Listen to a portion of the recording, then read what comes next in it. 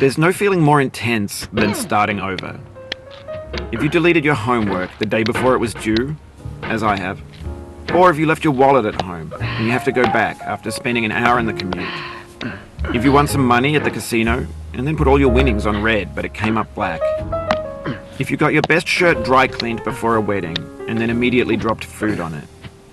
If you won an argument with a friend and then later discovered that they just returned to their original view.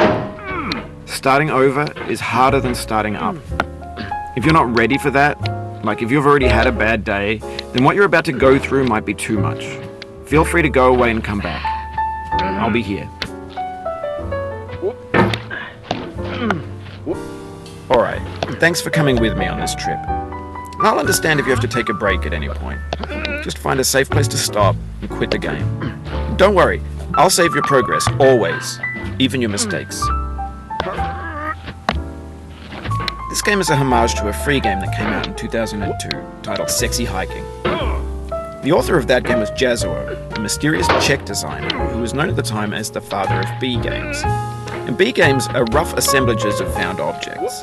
Designers slap them together very quickly and freely, and they're often too rough and unfriendly to gain much of a following.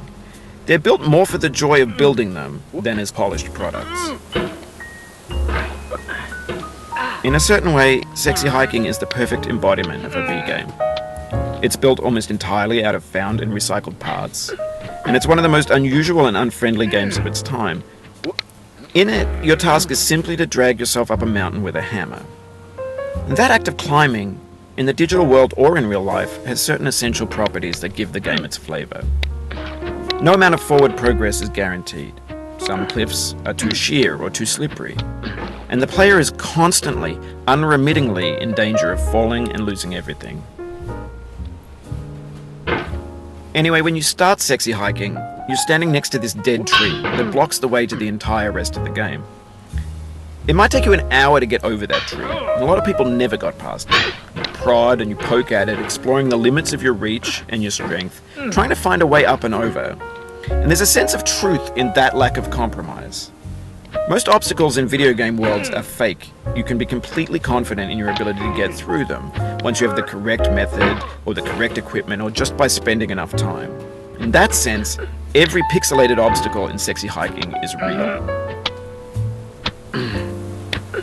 The obstacles in Sexy Hiking are unyielding, and that makes the game uniquely frustrating. But I'm not sure Jazuo intended to make a frustrating game. The frustration is just essential to the act of climbing, and it's authentic to the process of building a game about climbing. A funny thing happened to me as I was building this mountain. I'd have an idea for a new obstacle, and I'd build it, test it, and it would usually turn out to be unreasonably hard. But I couldn't bring myself to make it easier. It already felt like my inability to get past the new obstacle was my fault as a player rather than as a builder. Imaginary mountains build themselves from our efforts to climb them, and it's our repeated attempts to reach the summit that turns those mountains into something real.